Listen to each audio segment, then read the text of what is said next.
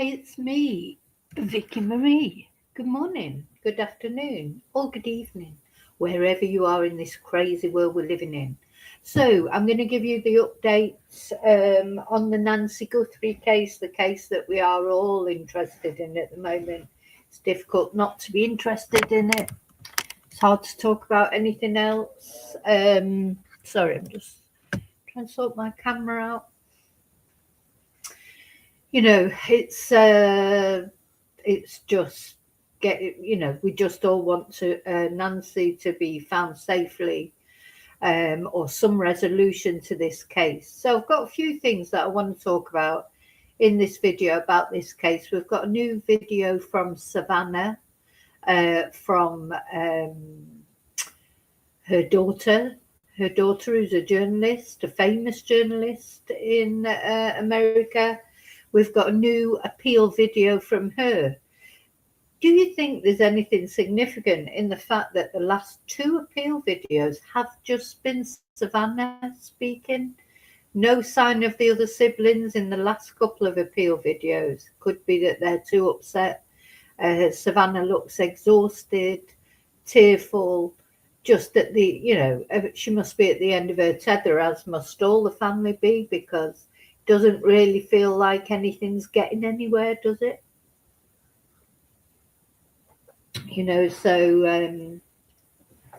Just awful situation, isn't it?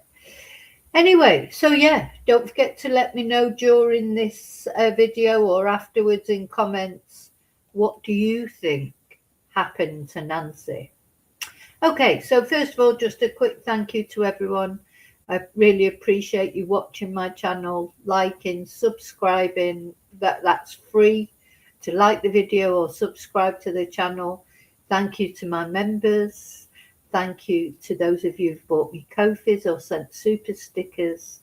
And in whatever way you've contributed to my channel, thank you so much. Okay, let's get into this. I've got quite a few things to talk about, and we're going to have a look at a couple of videos. I hope they'll play properly. By the end of the week, I should have something sorted with this computer, but as you know, I'm working with a terrible computer at the moment. Anyway, first thing I just want to address is, all the chaos last Friday night when the SWAT teams went in and people were detained. Nobody's been arrested. Nobody's been arrested as far as I know. People were detained, weren't they, and questioned, and car apparently was seized. But there was a lot of confusion on Friday night, and there was a lot of talk about somebody who had fled the scene and was found to have died of a self-inflicted gunshot wound. And this was reported at the time. Of course, it was reported, and then the social media took it up. People took it up because that's what people were saying. And then, gosh, I don't even know where to start with this story. Anyway, it turns out that is not true, that somebody did not flee the scene, and there was not somebody found who, they may have fled the scene, but certainly they were not found having unalived themselves. And of course, a lot of podcasters are getting the blame for this, but it wasn't podcasters who put out that information. It was a legitimate, if you can call it that, mainstream news channel from the local area who have now taken it down.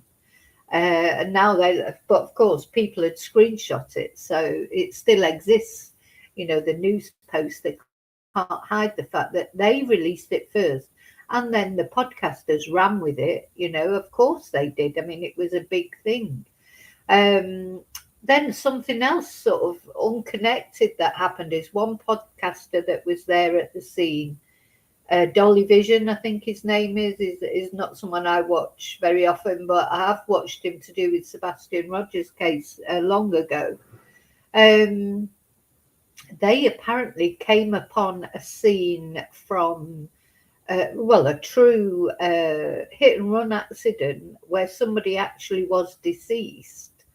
And they thought it was connected to that, with this news report of somebody unaliving themselves. And so that gave even more sort of strength, if you like, to the theory. Hi, Julie. Just talking about this absolute shit show of an investigation into Nancy Guthrie. So anyway, so this is what's been said now. Nobody unalives themselves at the scene or fled or, and don't forget, because we haven't had any press conferences from good old Sheriff Nanos, Deputy Dog, we don't, we're left to sort of find out for ourselves. Anyway, and then of course we're going to get the blame for being too nosy about it or making things up or whatever, but nobody's releasing any official information. Again, so it's been nearly 2 weeks now since there's been since there's been a press conference. Anyway, and I just wanted to point out that some Republican politician from that area, Alma Hernandez, and let me just say that in her bio, she describes herself as a proud Zionist, unapologetic. So sorry, straight away, I don't like her. But anyway, she put out a tweet saying, let's be clear, the circus of so-called journalists flooding into our city right now is not helpful, and they know it. Nothing about what they're doing is assisting the Guthrie family. I can guarantee you the family is not asking these individuals to take matters into their own hands, speculate publicly, or turn this into online entertainment. What they are asking for is simple: send in legitimate tips, that's it. Well, I'm not quite sure what she's doing in this tweet except speculating.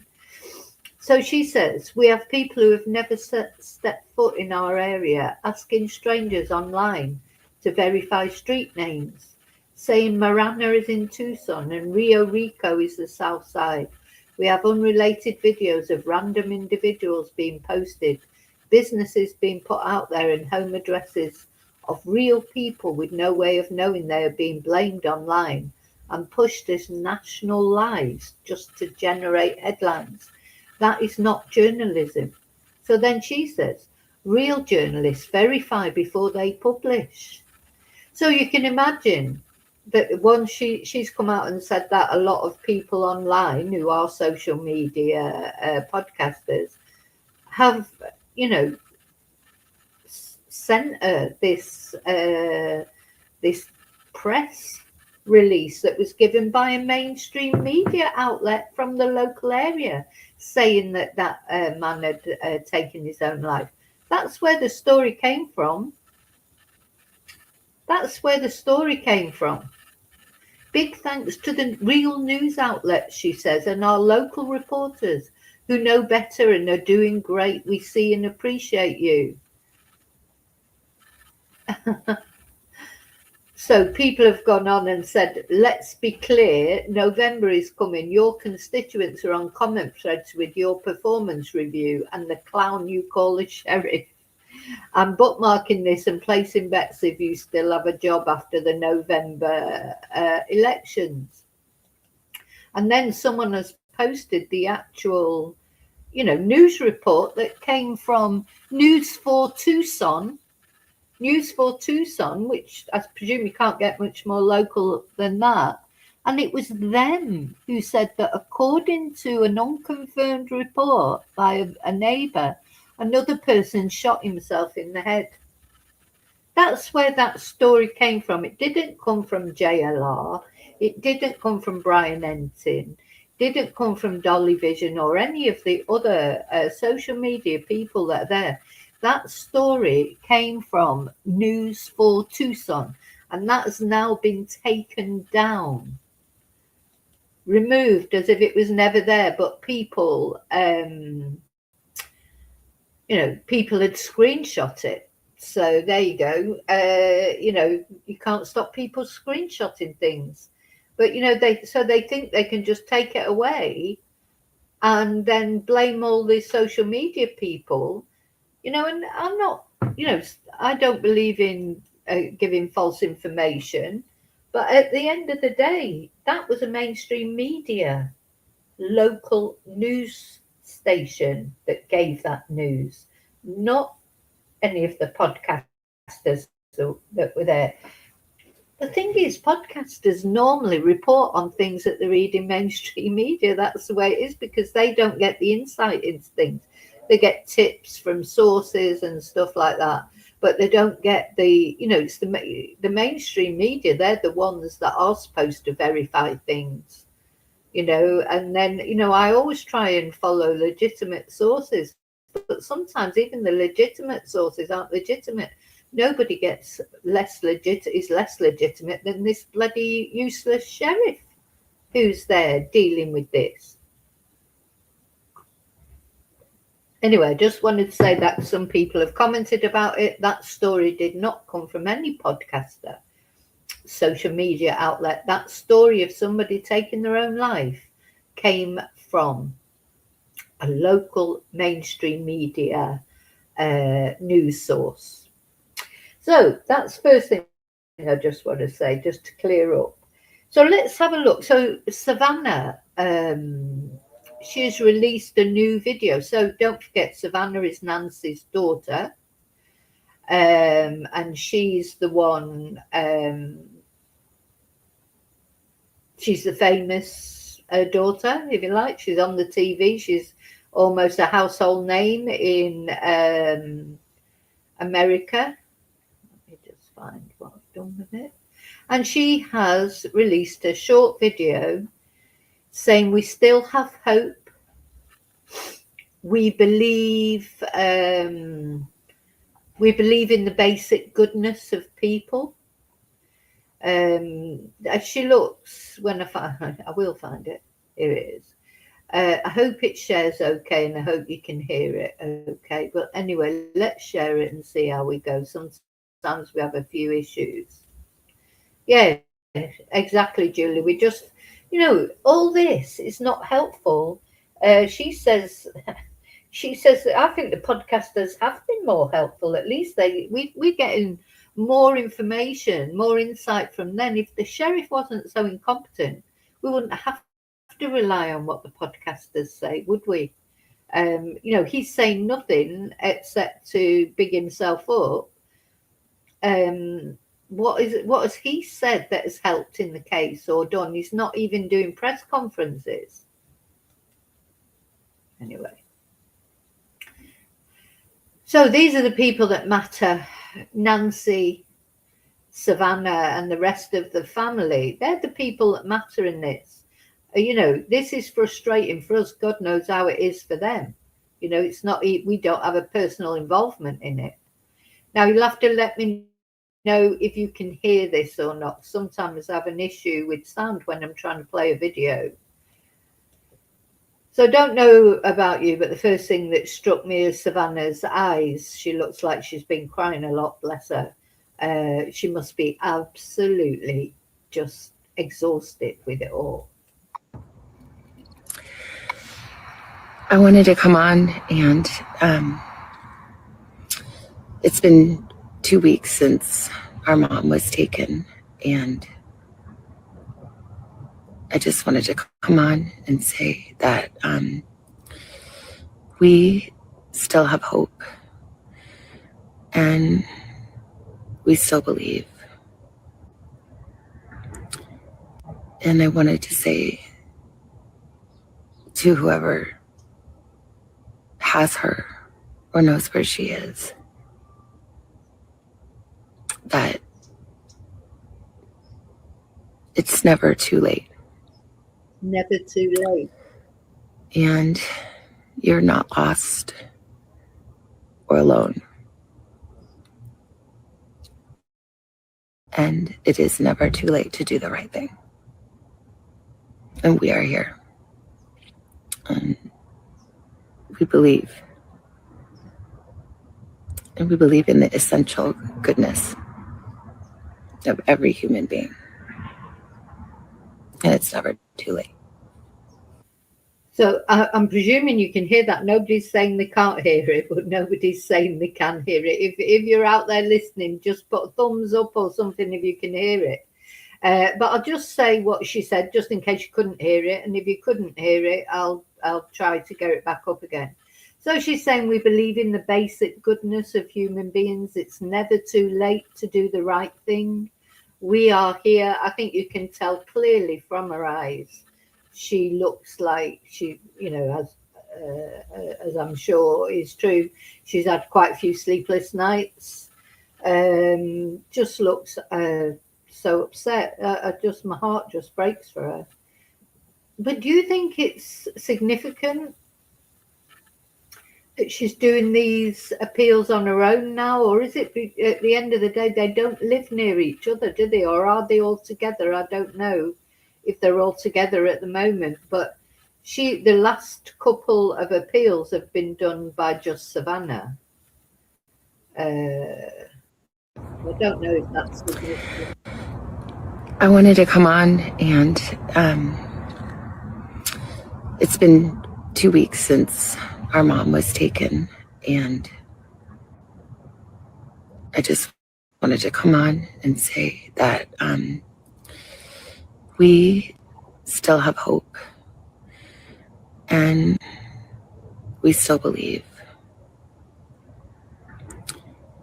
And I wanted to say to whoever has her or knows where she is, that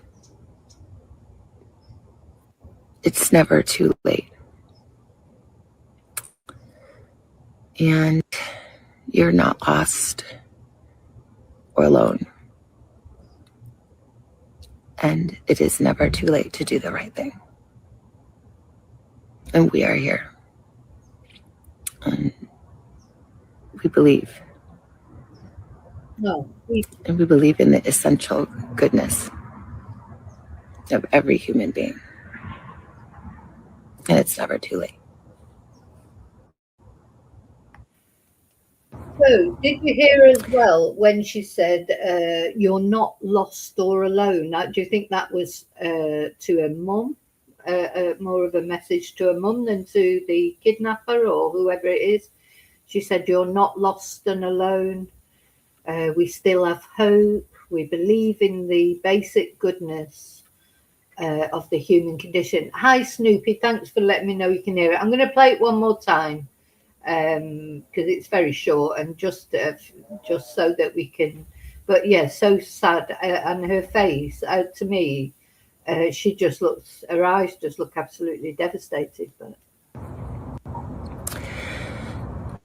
I wanted to come on, and it's been 2 weeks since our mom was taken, and I just wanted to come on and say that we still have hope, and we still believe. And I wanted to say to whoever has her or knows where she is, that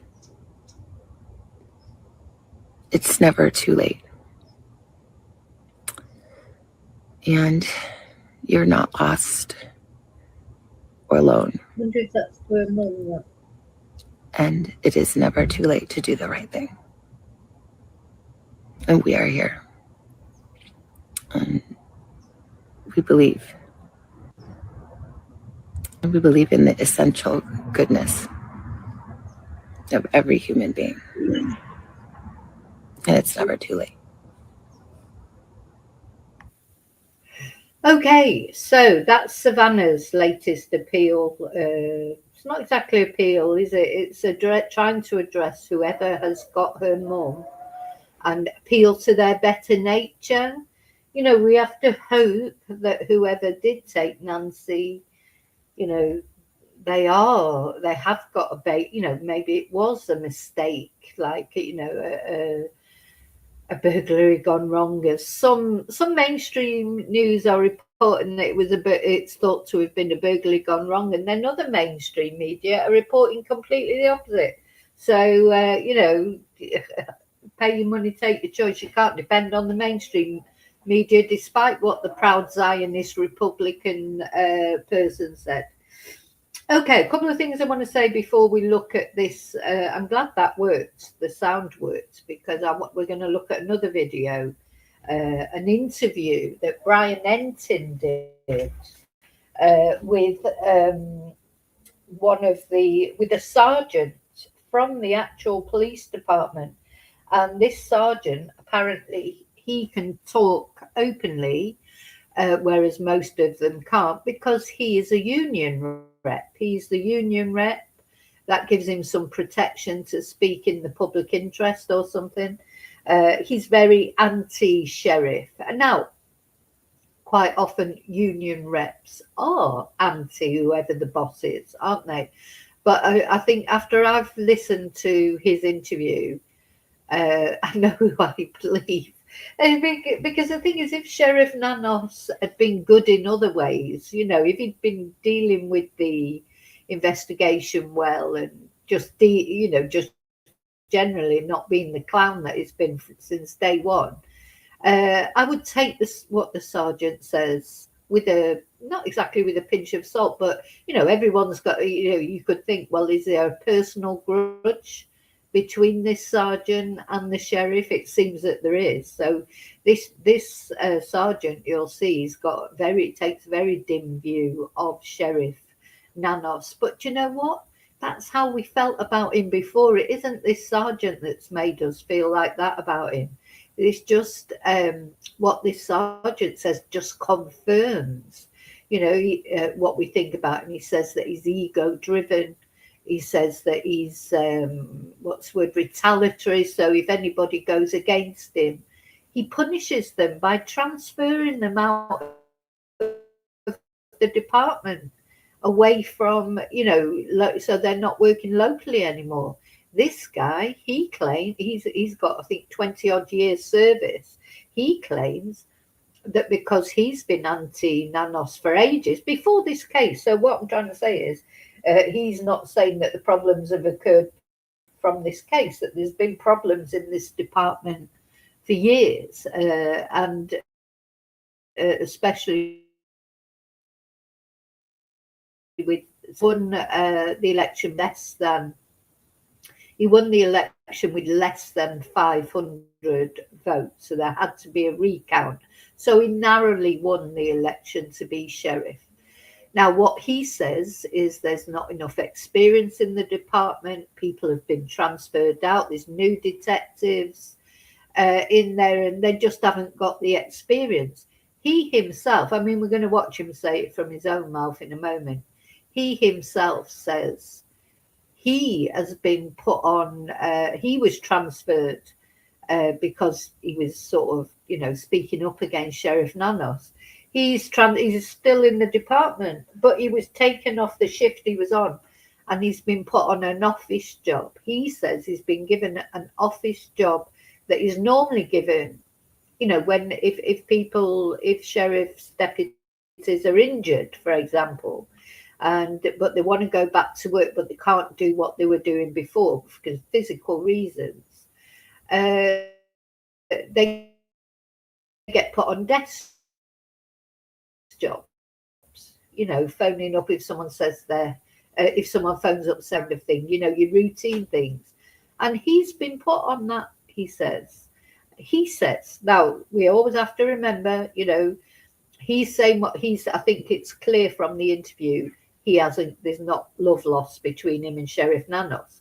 So, we don't know if what he's saying is true or if it's just him saying it because he's got a grudge against Sheriff Nanos. We always have to keep that in mind, I think. But you'll decide what you think when we look at the interview.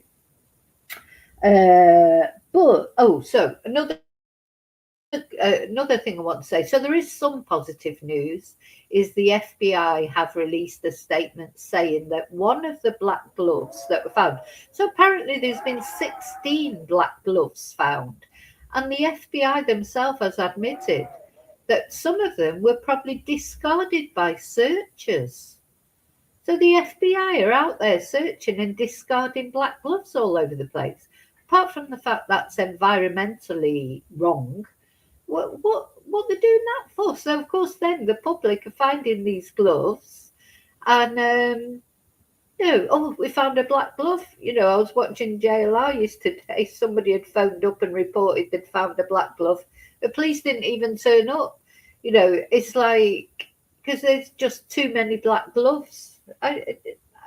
Sometimes you do think, God, what universe am I living in here? Which parallel universe am I living in? So you're going around searching and you're discarding black gloves, or apparently they put them in their back pockets and they fall out.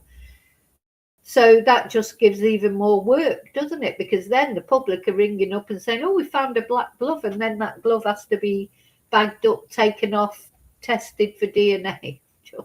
Just so unnecessary. Apart from the fact you shouldn't go, leaving plastic things lying around. Apart from that, just simple, you shouldn't be doing that for the environment.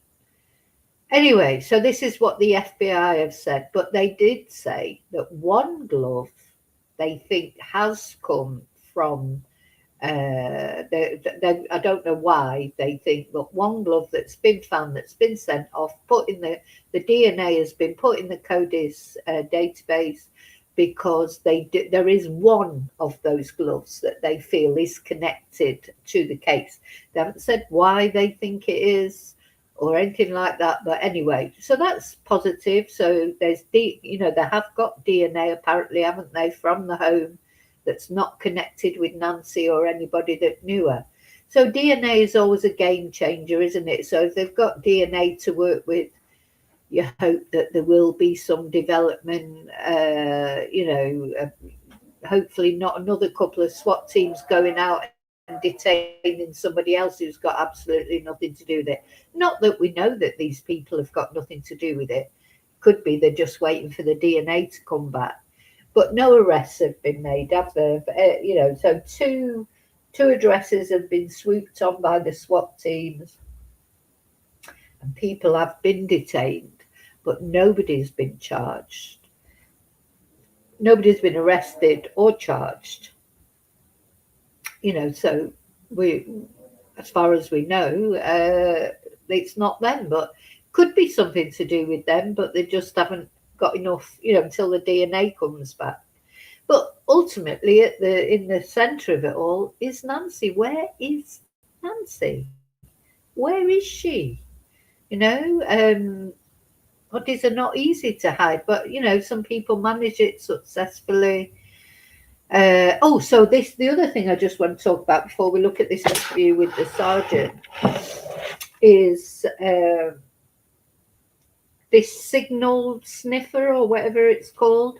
So yeah, it's been confirmed that the FBI took this signal that apparently can detect pacemakers and things like that, and they sort of went around in the helicopter with it. But apparently, I was reading Steve Fisher was saying he doesn't know of anybody who's been found using one of them, even though they're a useful tool, because you have to be so close. So if let's suppose Nancy was underground, that would be difficult for it to pick up the signal. But anyway, it's something that's apparently is an FBI tool. I still don't understand where's the dogs? Where's the dogs? Where's the horseback searches? Where's the dogs that can detect sort of electronic devices? Couldn't they detect a pacemaker? Or where's the cadaver dogs, just in case Nancy is roundabout and she is sadly deceased? Just, are they relying on catching the perpetrator to find Nancy? Is Nancy still alive? There is an outside chance, isn't there, that she is still alive? I certainly hope so. And Savannah's video there, just she's got basic human condition and blah blah blah. She's got to hold on to her because that's all she's got, isn't it? Sadly, Right. So I just want to show you, actually, if I can find it, a video that this guy, I follow him on X Nerdy Addict. He puts interesting things up, and he's like everybody. The Nancy Guthrie case is just everywhere. But he put this video up, which I thought was quite funny. Welcome to Tucson. I know you laugh. It's a city. But look, this is like the FBI going. Welcome The to FBI Tucson! going around just wearing black gloves everywhere. Welcome to I Tucson! mean, come on, goes back to this Keystone Cop thing. 16 black gloves have been found, and only one is thought to be linked to the case. But the FBI themselves have admitted that their bloody agents, when they were searching, discarded black gloves. God's sake, what's wrong with them? Oh my God! It's so, you know. Welcome to Tucson! Yeah, black gloves everywhere. Yeah, so it's not funny, but you know what? If you didn't laugh, you would definitely cry. So let's find Brian Entin. So the interview with the sheriff. Yeah, I'm going to actually put that one down. Just put a couple of windows down.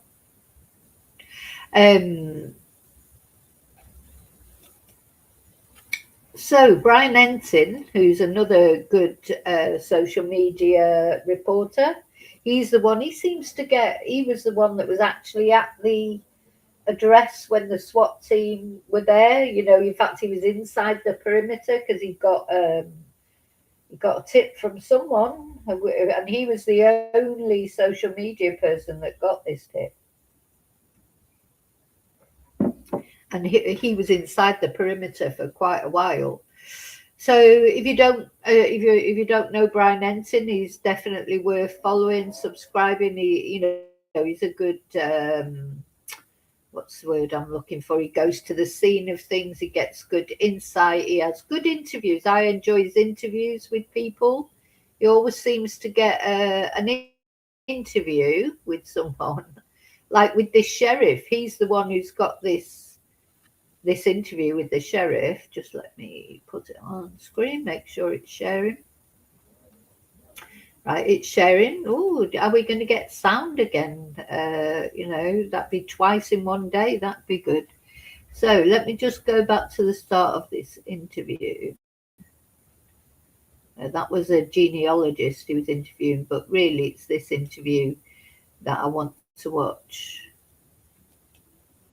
Who are still working there, but he can talk about concerns that the deputies have about the sheriff, about the way the investigation has been handled, and why he thinks the FBI should have been brought in sooner. So listen to my conversation with Sergeant Cross. The first thing I wanted to ask you about was just this new FBI statement that I showed you. First of all, apparently there's a lot of gloves that have been found. Yeah. What do you make of that? I mean, I guess these gloves are used for all sorts of purposes, it seems. It is pretty common. It could be from investigators. It could also be, we have a large amount of homeless that live and camp in the area. We also have, we've experienced a lot of nighttime car break-ins in this area as well. So, it could be from any one of those things. Hopefully it's related to the Guthrie kidnapping, and they're able to get some case open. But I understand it was found a couple miles away. As he's driving away, he's out the break, but there's a lot of possibility. I mean, if you're the suspect, yeah, why wouldn't you bury them or hold on to them? It seems very unusual, and so it would seem very out of character for what we're able to see. But hopefully we'll get lucky. And you are a sergeant with the Pima County Sheriff's Office and Yes, also sir. the union president. Yes, sir. So you're able to talk to us about some of these issues with the department because you're protected. Correct. By which is why we haven't really been able to talk to anyone else within the? Yeah, I can speak on matters of public concern and have some protections from that. Do you ever get nervous about retaliation? All the time. I'm sure I'll be drugged in to answer questions about this very interview. Okay. So, what is since you have your pulse, I mean, how many deputies did you say are in your union? So we have a little over 300 out of the about 396 detectives and deputies in the department. So almost everybody. Yes, sir. So what is the feeling right now within the department? I mean, you guys have the eyes of the world on you. Yeah, it's tough. The deputies, they haven't been impacted as much. The detectives, though, they're working, I mean, some of them are working 8 days straight. Some of them have put in 70, 80-hour weeks for the last couple of weeks. So they're doing everything possible to try and solve this crime. They're working very hard, sacrificing a lot of time with their families, and they're doing everything they can. But it's definitely taking a toll a little bit. You can tell an 8-hour week, 70 hours a week. That's a tall order. And a lot of pressure. I mean, everybody wants to find Nancy, you know? Certainly, yeah. The whole, it feels like the whole world, or at least the nation, that their eyes are on us. And so there's a lot of pressure internally as well as externally to try and solve this quickly. Is it true, and I've just heard this from some people around the sheriff's office, that the homicide team is pretty inexperienced right now? They're pretty new, and that goes for really all the departments. So we have 96 detectives. 45 of them are detective ones, meaning they're pretty new. Inside the unit, I think the person that has the most experience inside that unit has 3 years in homicide, and then. So that's interesting, isn't it? So out of all the detectives that are in the unit, the longest serving one is 3 years or 2 years? They're quite new. And now suddenly they've been given this, this case has happened in their jurisdiction. It's a massive case as well. I'm really surprised that he hasn't sort of, gladly taken the FBI's help, because that would, at the end of the day, the sheriff, the actual sheriff, this Nanos guy, it is kudos for him if this case is solved, but it doesn't matter if he invites the FBI to help him solve it. He should be out there providing a steady hand, letting the FBI help, because they have more resources. That's not a weakness in the sheriff's department. That's just how it is. Any sheriff surely would welcome the help that the FBI could give, because they're stretched, because not only they're dealing with Nancy's case, which is this massive case, but, as he says shortly, normal crime is not taking a break. So all the normal crimes that they have to deal with day in, day out, the criminals aren't going, oh, let's not do any crimes because let's let them find Nancy Guthrie first. In fact, if anything, the criminals are thinking, oh, God, the police are, diverted with this Nancy Guthrie case. This is the ideal opportunity for us to go and commit crime with impunity, because all the police are obsessed with the Nancy Guthrie case. So, surely I just don't understand his reluctance to involve the FBI, and not only not involve them, but he's cutting them out of things. He's deliberately not giving them information. He's an absolute idiot, this guy, not this guy, the sheriff, in my opinion. That's my opinion. Some of them are more experienced detectives. They just haven't been in homicide. So there's been a lot of turnover. Another example is that our deputies, we have 195 deputies in patrol, 101 are on probation, meaning they have less than a year. We've experienced several waves of exodus of deputies going to other agencies or retiring early to go work somewhere else.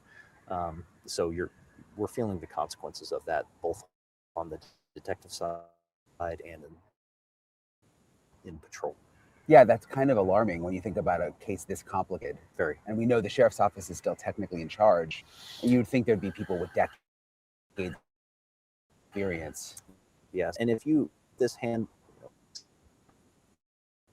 years ago, we would have a lot more experience to handle it.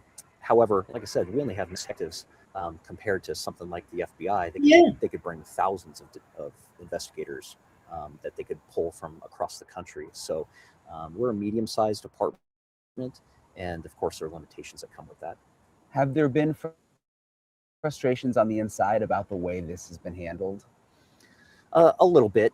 They vocalized some of that to me.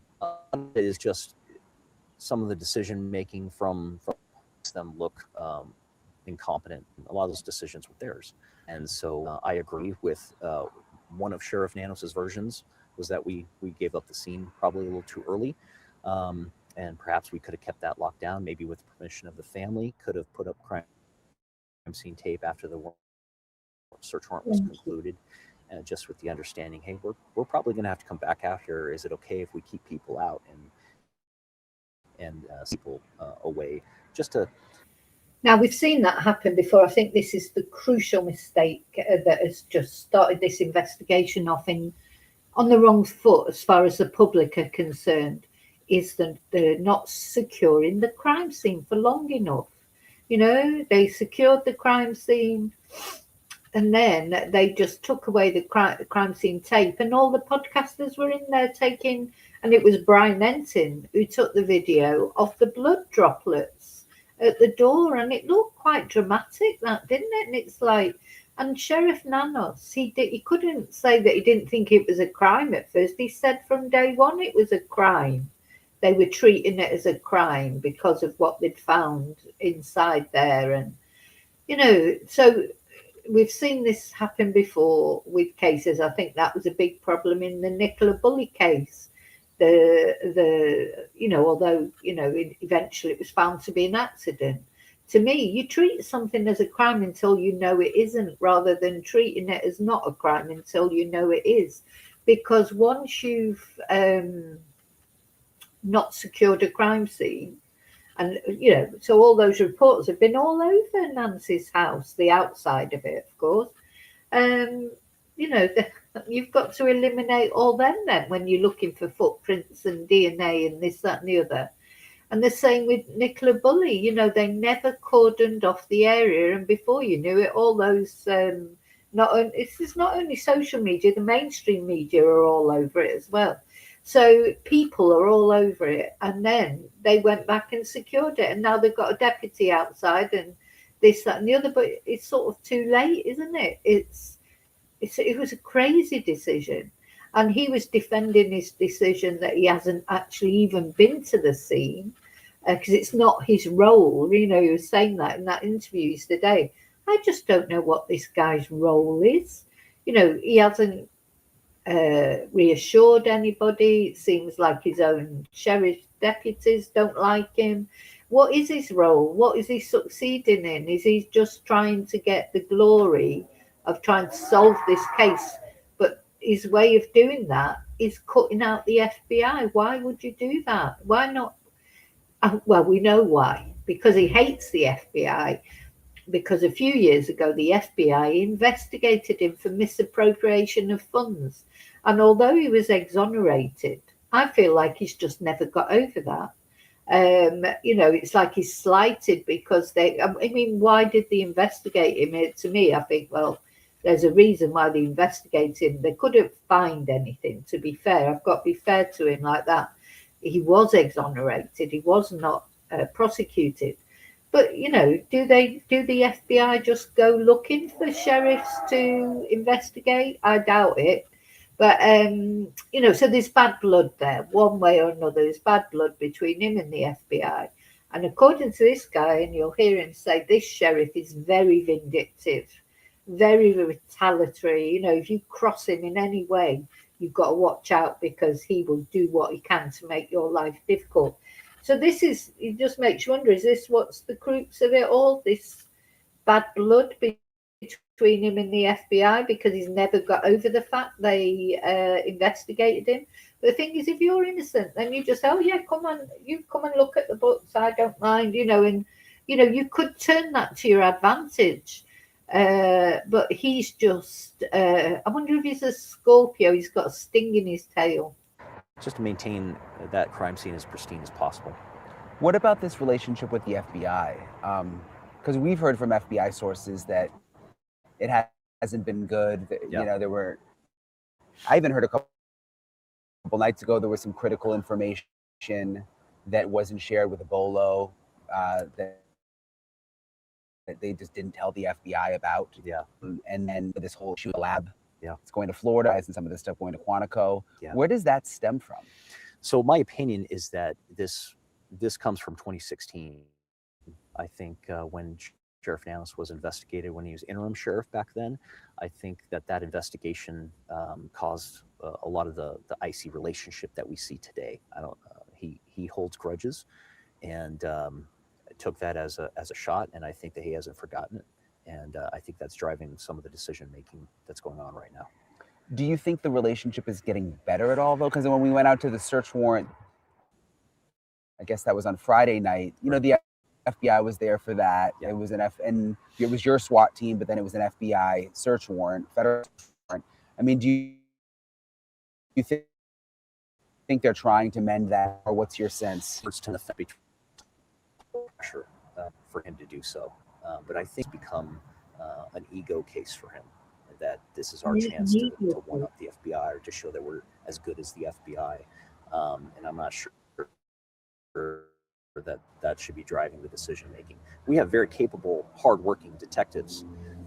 However, it's like I said before, we're a medium-sized agency. We just simply don't have the manpower, the assets. Now, I just want to say again, because it's important to remember, this man clearly does not like Sheriff Nanos. So we have to take that into account. You know, he's saying that Sheriff Nanos is vindictive, or this, that, or the other. But, you know, he doesn't like him either. There's no love lost between these two people. So we have to take what he says at that face value, that this is, you know, if somebody doesn't like you, they're not going to say good things about you, are they? You know, you could go out and talk to somebody about me, and if it's somebody who likes me, they're going to say I'm lovely and I'm this and I'm that and all good things. But if they go and talk to somebody who maybe we've had a clash at some point, or there's some reason why they don't like me, they're going to say all bad things about me. So, you know, that is the way. So we've got to always bear that in mind. Just because he's saying it does not mean it's 100% true. So, you know, it'd be nice, maybe someone will come out saying good things about Sheriff Nanos. That's the funding. That's something like the FBI could bring to bear. What happened with that? I've heard some rumblings about the search plane and the pilot, I think, or do you know much about that situation? Yes, sir. It was a pilot / TFD, a tactical flight deputy. So our plane has two people in it. It's the pilot and the person behind him who was operating the high definition cameras, the FLIR, all that. And so there was a pilot / TFD who was normally assigned to work that day with a pilot. However, he was transferred the week before, I believe on January 25th. And he was transferred back to patrol, and as a result of that, he was not replaced. And so as a result of that, the plane was not able to be used immediately. From what I understand from people who worked that day, the helicopter was initially used because there was a pilot at the hangar and a helicopter pilot, so they jumped in the helicopter and responded. And that has some benefit. When you fly a helicopter around a missing person, oftentimes people, they go out of their house to go, what's going on? Why is their helicopter flying so low around the neighborhood? And so when you get people out of their houses, sometimes they'll see a disoriented elderly person or someone in need, a small child, and they'll call 911. However, eventually they called the TFD out that day, and then they flew back to the hangar, I understand, and then got the plane out of the hangar and got it overhead. But that took 2 or 3 hours from what I understand. So did the sheriff have an issue? You said the person was transferred out. Yes, sir. Do you know why? There's a minor demeanor complaints with the pilot. I think he'd been around 17 years, and there were some demeanor complaints in behavior with his interactions with some other people inside the unit that, in my opinion, could have been handled a little differently. He received informal discipline and then was transferred. I think that informal discipline and perhaps a special observation probation would have been more appropriate and would have kept that asset, which is that plane is the most valuable law enforcement asset in southern Arizona. And if it moved to Phoenix, it would be the most valuable asset in Phoenix. It's that good. Yeah, I've seen it. It has the monitors in the back. It's fantastic. It's impressive. I saw some pictures of it. Yeah. And agencies whenever it's built. And so I feel like handling that a little bit differently. You just get the feeling here that so they've got some brilliant equipment, and according to what he said, but then that pilot, according to him, was transferred out. But of course, then he says that there were some misdemeanors. I mean, maybe he had to, I don't know exactly what he did, but if he did something, maybe he had to be transferred out. But you just, I don't know, just get the feeling in this most sort of, I don't know, how big would you consider the sheriff's department in comparison to other sheriff's department? Is it just a small one? Are they just out of their depth? That's how it feels to me, is completely out of his depth with a great big case like this. And that's why he should be accepting any help the FBI can give him.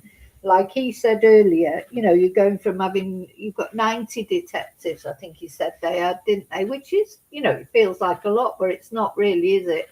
But then the FBI could provide thousands more. Why not accept help from the FBI? If you want to, there's a woman's life at stake here. This is an 84-year-old vulnerable woman. It's not to do with egos or whether you've fallen out with the FBI or what, blah, de, blah, de, blah. It's to do with Nancy's life and her family getting some resolution. Would have kept that plane ready and addressed the problem with the employee, but that decision was made differently. So that deputy is a deputy, yeah? Yes, sir. Yeah, he had 17 years of experience flying with that kind of work. Yes, sir. And he hasn't been able to work this case? Correct. And he started as a TFD that we then made into a pilot. So he had 17 years in the air unit, I should clarify. Okay. But he'd been a long-time pilot, was a long-time TFD, and was very good at his job. So he could be helpful right now? Yes. That day, they would have been up quickly, and perhaps the searchers, because when this first came out, we initially walked away. And so having that plane up with its capabilities would have allowed the search and rescue team to, in my opinion, more quickly realize that she's not in the area, and maybe we need to start looking somewhere else and thinking about this differently, especially considering the blood drops. Tell me a little bit I read about a no confidence vote for the sheriff. Yes, when before early 2020, I believe. And we took an anonymous no confidence vote or confidence vote, and it returned. Yeah, important this, I think, in 2024, they took a confidence vote in the sheriff. How is he even still sheriff? I don't know. Earned, except for one vote, it was unanimous no confidence in Sheriff Nanos. And that was done to kind of try and get the word out to the public, to the voting public in Pima County, that we've got some real issues in this department. And that's all, yeah. I mean, so everyone except for one person in the union said no confidence. Yes, sir. And my opinion is he probably didn't understand the vote and maybe made a mistake. So, what are the? I mean, so why does it seem? So why don't they like him? Well, I think former Chief Deputy Castigar kind of gave you some insight into the issues going on with Sheriff Nanos. He has an ego that's difficult to describe without sounding hyperbolic, and it drives a lot of his decision making. He's very retaliatory. Their favorite version of retaliation is through transfers, which has impacted nearly every unit in this department and decreased our overall readiness, in my opinion. Nearly every unit. Yeah, I mean, if you're using transfers to get back at people, I mean, it's the thing is, if you're, I don't know, a manager or a supervisor in any walk of life, sometimes when you take over from somebody else who was very popular with the staff, this happened to me in betting shops years ago, taking over a betting shop where the manager had been sacked because they were, doing all sorts of things, things that they shouldn't have been doing. So I took over the shop. I didn't know this manager. I was put into this shop, but the staff that were working there, they were working there when the other person was working there as well. And straight away they didn't like me because I was doing everything by the book. Because the thing is, what this other manager had been doing is he'd been doing things he shouldn't have done, like giving away. I mean, it's, unless you know about betting and things, maybe you won't know what I mean, but he'd been giving, like, say a horse it'd come to 10-1, but before it had been 20-1. He was giving the 20-1 price to people, instead of, they was falsifying the records, and he was doing all sorts of things. That's why he got sacked. So I don't want to get sacked. So I'm in there and I'm saying to people, look, you've got to do things right. If somebody asks for a price on a horse, you give them the price it is at that moment, not what it was 10 minutes ago. You can't do it, because then it's recorded, it's put through a camera. They don't check every single bet that goes through, but they do like spasmodic checks. And one comes up and say, oh, hang on a minute, someone's given this price here. And as you're the manager, you're the one who takes the responsibility. So what I'm trying to say is these people that were already working there, or a couple of them anyway, didn't like me at all. And, made it clear, let's say. So, they ended up, I don't think they ended up leaving. I didn't sack them. I wouldn't have the power to sack someone, but either leaving or going to other shops. And then you get your own staff in, don't you, that are supportive of you. And that's how it sort of works. And it's a relief when those people go. And this could be something that's Sheriff Nanos. If somebody's always fighting against you all the time, making your job more difficult, the thing is to establish who's right. I know that when I was working there at that shop, I was doing my job properly, and it was them that didn't like me doing my job properly, because the manager they had before was just doing what the hell he wanted, and that's why he got sacked. So, I don't know what the case is here. Is it Sheriff Nanos just throwing his weight about and his ego about? Or, is it genuinely because people were clashing against him and he felt that they were jeopardizing the department? It seems like he's had a real clean sweep of people, though. But I think the vote of confidence, just one person voting against it, does say a lot, to be honest. The experience and expertise that was there was transferred out for whatever reason, and there are real impacts to that, and it lowered morale, and so there was a lot of hope that in the election in 2024 that we would have a change at leadership. And when that didn't come to pass, very close, but when it didn't come to pass, that's when we started seeing these mass exodus of deputies and detectives. How close was it? 471 votes. So he lost by 400. He won by 471 votes. Yeah, 471, 481, less than 500. Okay. It was so close it had to have a mandatory recall per the Arizona state law. And you mentioned the transfers, and you said it was like discipline by transfer. Is that what happened to you? Oh, so when I became. So that's interesting. So he only won by 500 votes or something, didn't he? Or less than 500 votes. So they had to have a recount. So he's a narrowly elected sheriff. I wonder because I think it's November, the new elections come up. It'd be interesting to see what happened then. I've got to say, if I lived in that area,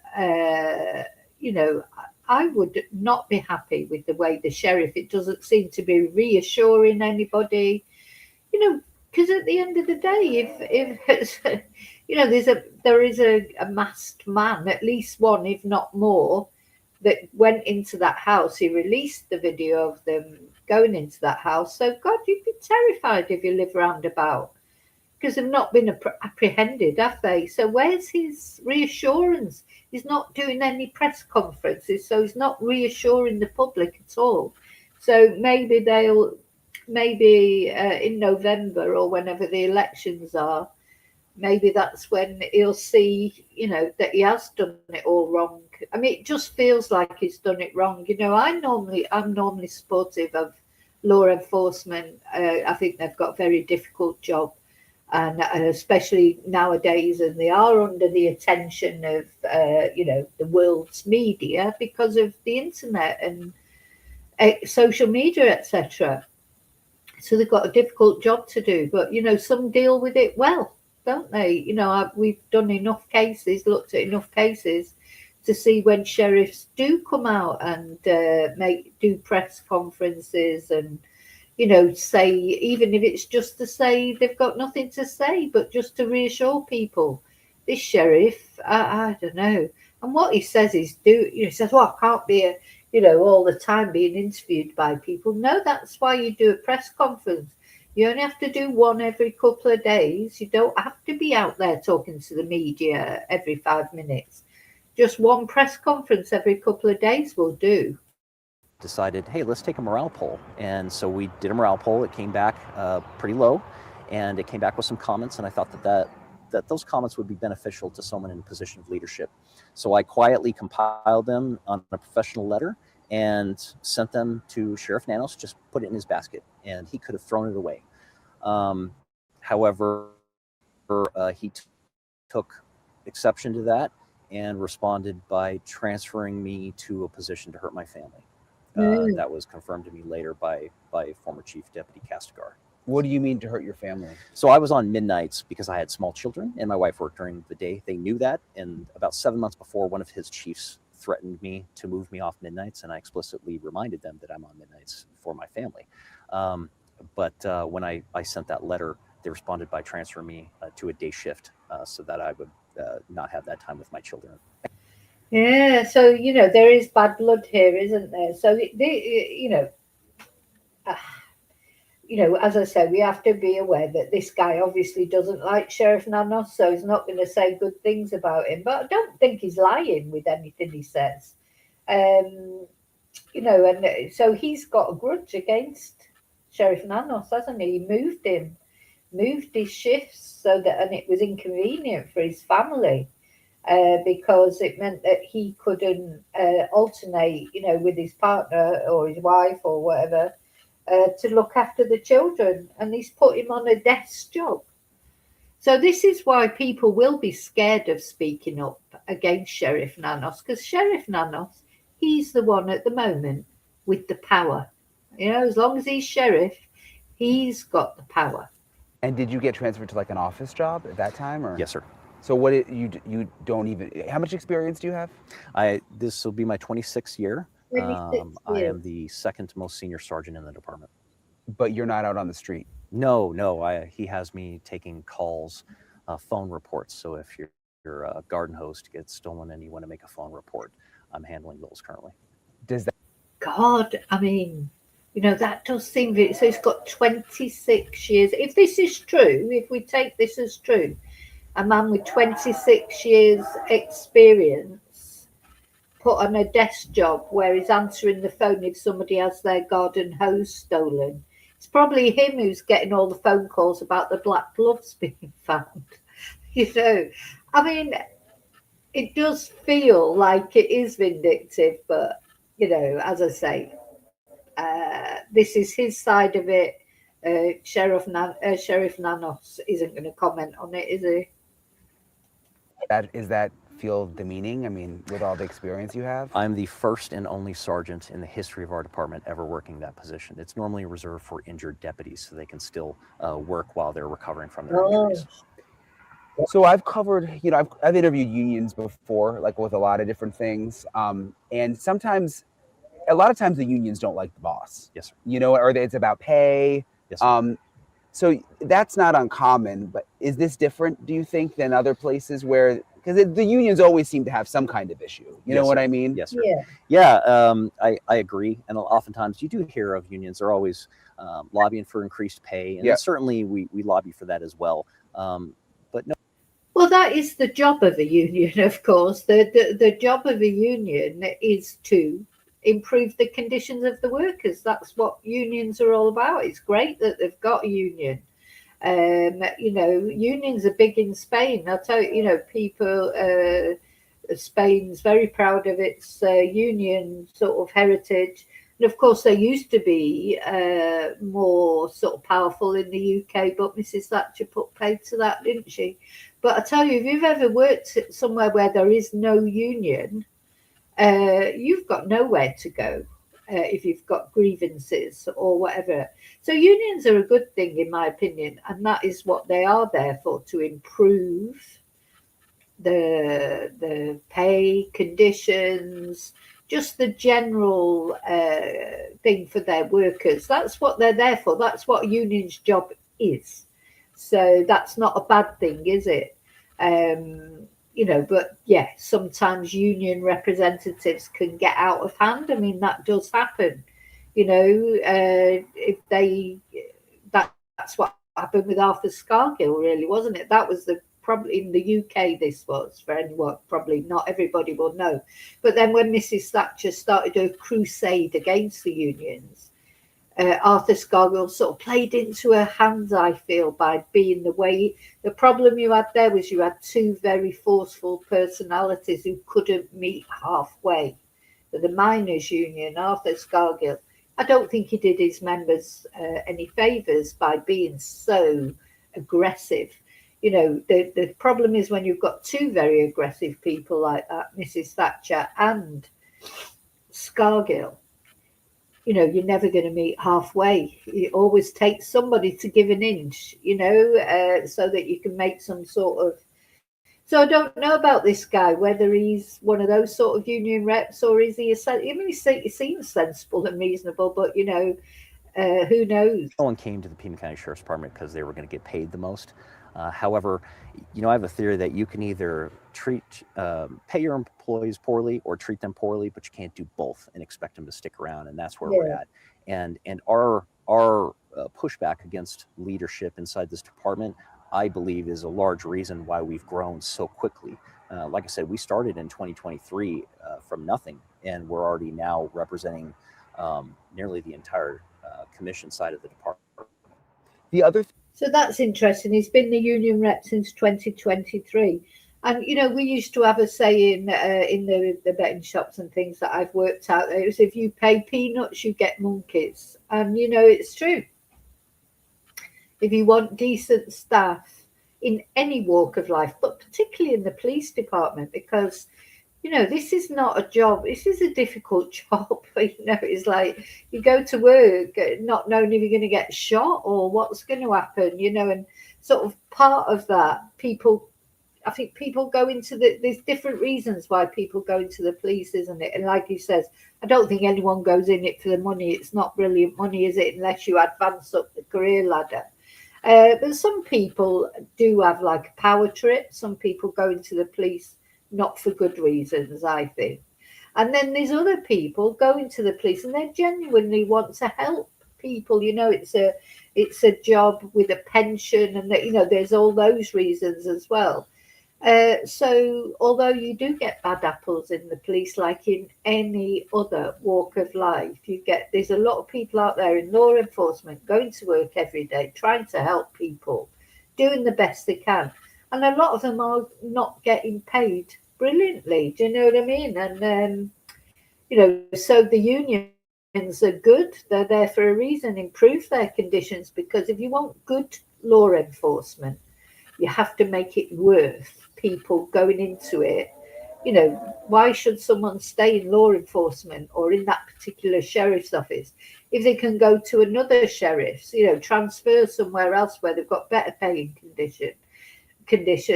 You know, that is what the union's job is, isn't it? The thing I've found covering sheriff's offices around the country is, you know, sheriffs have a lot of power. I mean, they're elected. Certainly.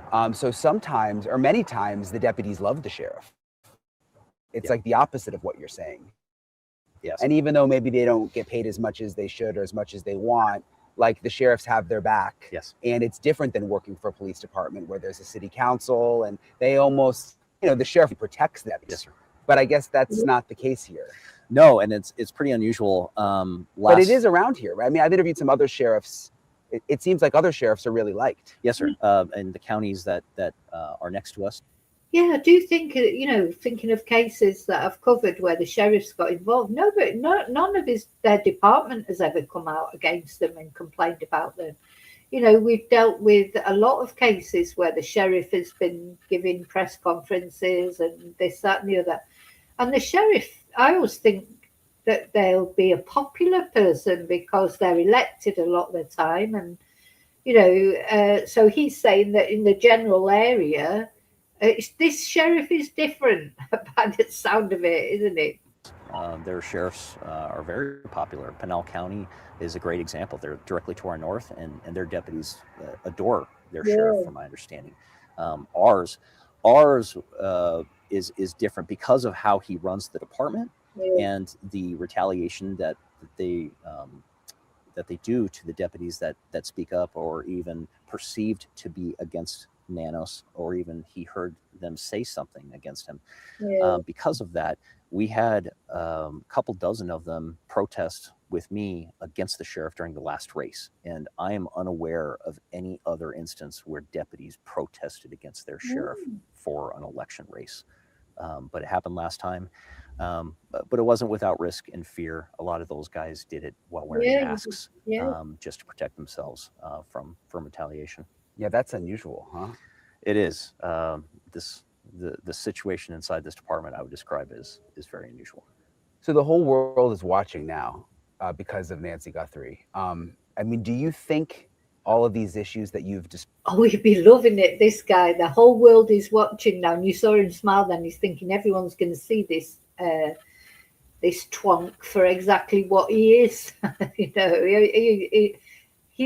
it's good. Yeah, the eyes of the world are on Sheriff Nanos. And what he does will shape his future, and so far what he's doing is not good, is it? Described have had an impact? Sorry, because the thing is, we already thought this about Sheriff Nanos. Before this guy has come out and said this, we all had our opinions already. Our opinions about Sheriff Nanos are about the way he's dealt with this case. He's just coming on and confirming it. It wasn't because of watching him talking that I developed my opinion about Sheriff Nanos. I've had the opinion from about day 3. On the investigation? 100%. 100%. The experience level inside our CID, like I said, they're hardworking people, but everybody needs mentors. And, I cannot imagine starting as a new deputy or when I was in as a detective and not having mentors to help me out. You need that. They make you better. And when you have questions or when you have a high profile case, they're the ones that you want to go to. But from what I understand and what I'm being told, there's not a lot of that right now. Like I said, we're a... So it sounds to me that Sheriff Nanos, he doesn't take the valuable experience even from the FBI, never mind from this guy said he was a detective.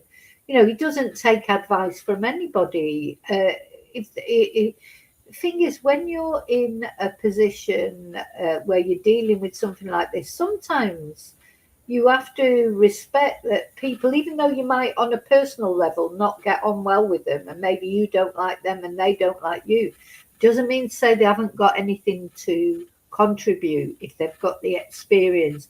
You have to put personal feelings aside. I remember a boss I used to work with years ago. He always used to say, we don't have personalities at work. And it was true, because he would just say, we don't have, you come to work, we do our job. It's not about your personality, who you like, who you don't like, a gossiping in the corner about someone else. It's not about that. When you're at work, you're at work, and we don't have personalities at work.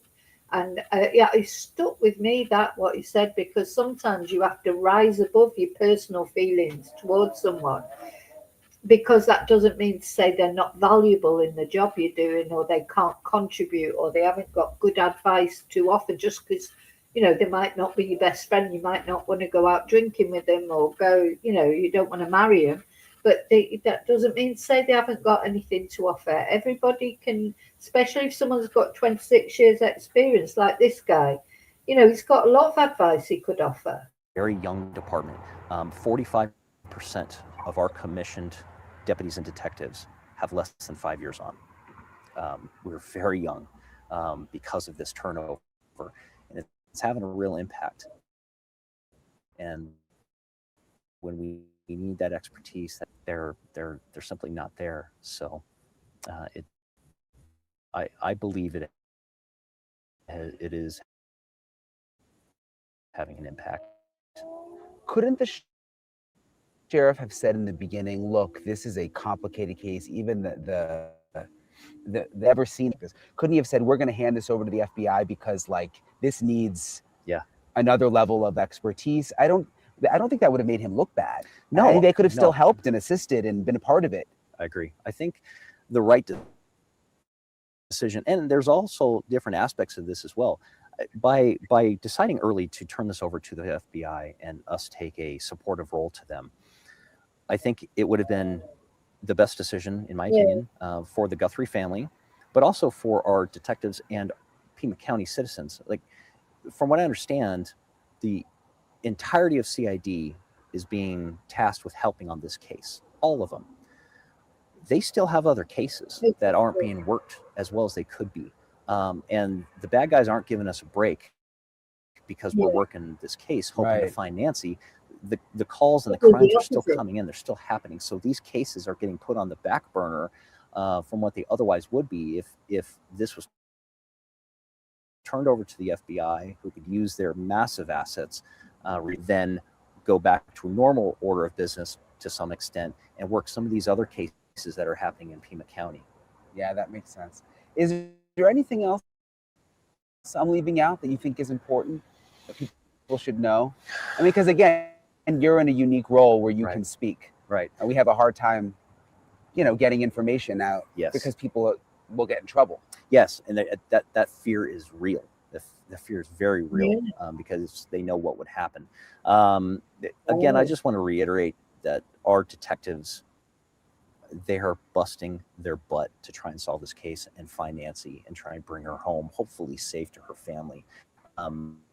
Putting in tons of hours and burning the candle at both ends. And so I just really like to thank them for all their hard work. Just what he's saying there, that's what the sheriff should be saying. Has the sheriff even come out and said that?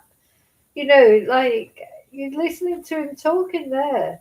Want to thank it's not his job to thank everybody. Well, he's the union rep, I suppose, but give them some appreciation. And this sheriff, because he's not taken the FBI's help, the more pressure is on this department. And as he says, there are other crimes going on, that might seem sort of insignificant in comparison to a woman being snatched from her bed in the middle of the night. But they're important to the people that they're affecting. Somebody's car's been stolen, or somebody else has been broken into or attacked, or, these are still important cases. But because this Sheriff Nanos is ego, he won't take the help from the FBI.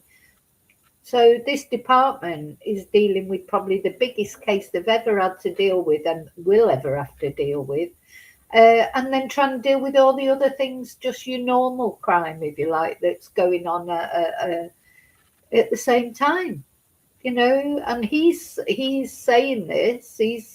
He just hearing what he was just saying there, and as he's finishing off, this is what the sheriff should be saying. Everybody, that please don't hold us accountable for some of the decisions made by our leaders. We're trying. Great, thank you, sir. Thank you, sir. Appreciate your time very much. Thank you. I really appreciate Sergeant Cross for. Yeah, don't hold us accountable by the decisions made by our leaders. Some of our leaders. Yeah, goodness me. So go over and give Brian Ensign a sub if you're not subbed to him already. He does come out with some very interesting videos, not only about this case, but this is the case that he's concentrating on at the moment, as we all are.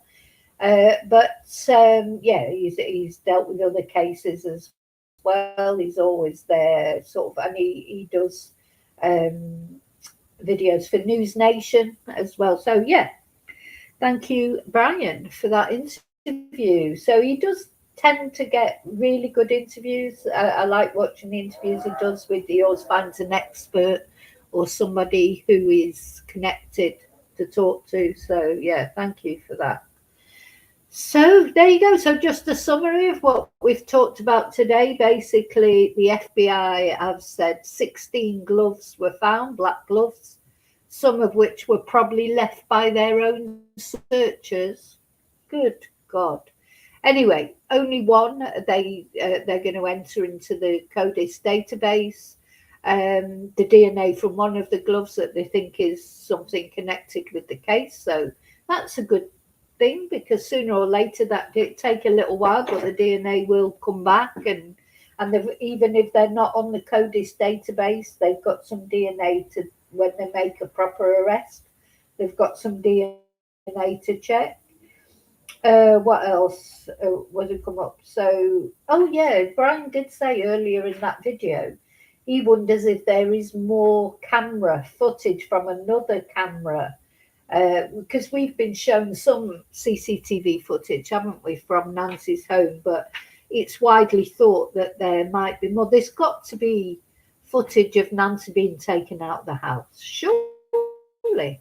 If you could see that guy coming into the house, surely there must be footage of Nancy being taken out of the house. Anyway, what else? What else? Has DNA profile? Yeah, do they have more video? I think that's all I really want to say.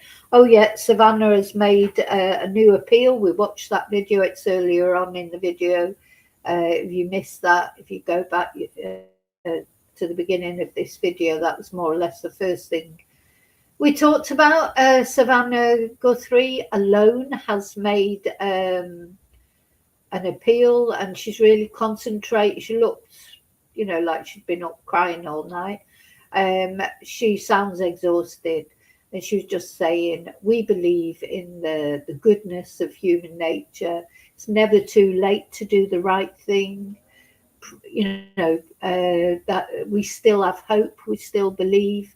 Whether that's true or not, I don't know, but she sounded a little bit defeated to me. But anyway, so yeah, that's where we are. It's still going on. Any developments, I will let you know. But I think generally, he's not Sheriff Nanos.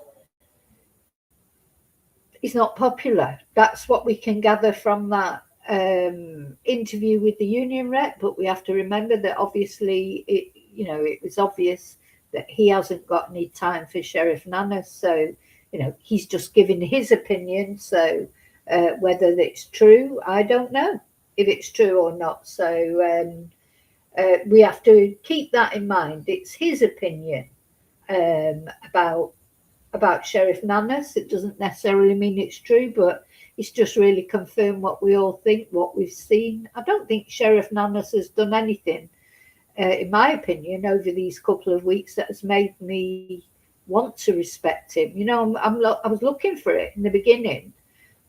You're looking for a sheriff to be reassuring, and that's never really happened, has it? And now it's been almost 2 weeks since he's even given a press conference. So what's that about? But anyway.